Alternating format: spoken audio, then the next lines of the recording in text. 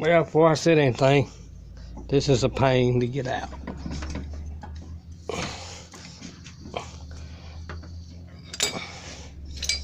So what you do is put pressure behind that nut, that bolt, and you keep on ratcheting it out with a little bit of pressure, and it should come out. We're doing the same thing on this side as you did on the other. If it don't, then get a bigger hammer. What they always tell me, if it don't work out the first time, just get a bigger hammer.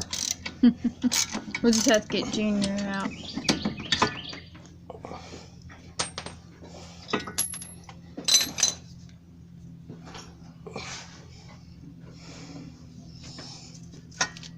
See how easy that is to come out there? Pretty easy. Like I say, some of them's a pain in the backside, but overall, they come out.